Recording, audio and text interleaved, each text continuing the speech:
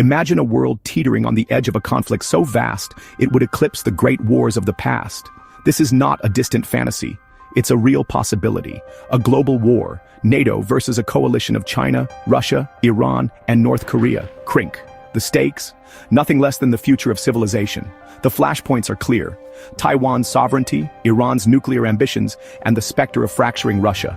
Each is a powder keg, anyone capable of igniting a global inferno.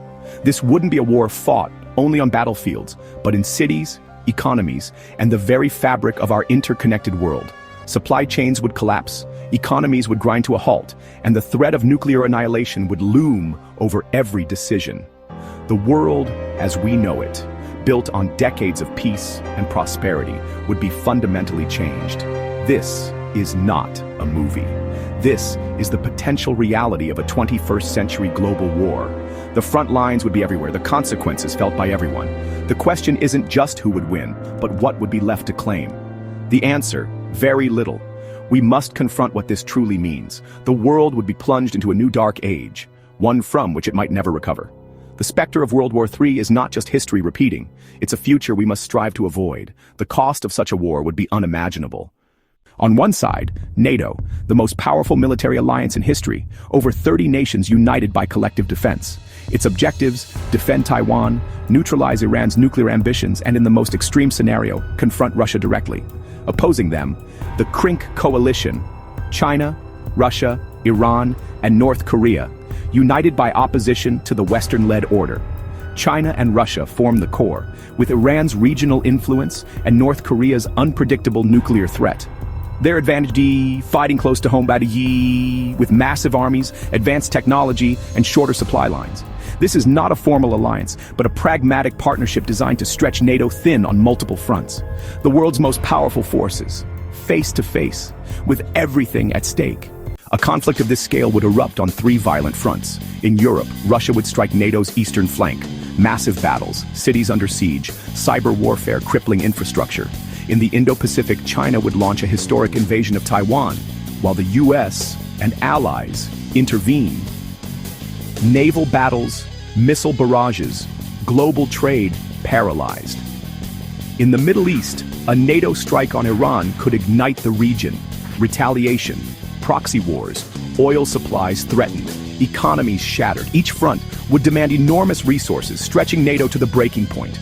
CRINK's strategy overwhelmed the West with simultaneous crises, forcing impossible choices. No front would be safe, no nation untouched.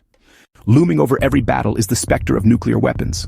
Russia, China, the US, UK, France, and North Korea all possess nuclear arsenals capable of ending civilization.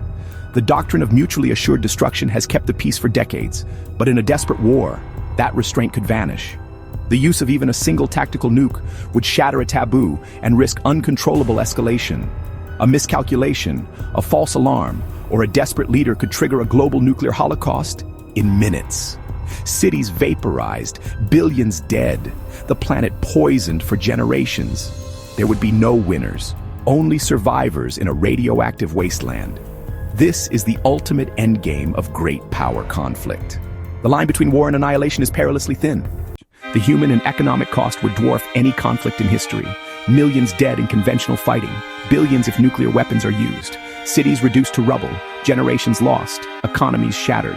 Global trade would collapse, financial systems fail, and shortages of food, fuel, and medicine would be universal. Environmental devastation, poisoned oceans, burning forests, toxic fallout would scar the planet for centuries. World War II killed up to 85 million. This war could threaten the survival of humanity itself. The price, not just lives or dollars, but the future of our species. It is a cost no rational society can afford. The idea of conquering and dividing nuclear powers is a dangerous fantasy. Russia's vastness, China's resilience, Iran's resolve, none could be subdued without catastrophic loss. Such ambitions would fracture alliances, destroy public support, and guarantee disaster.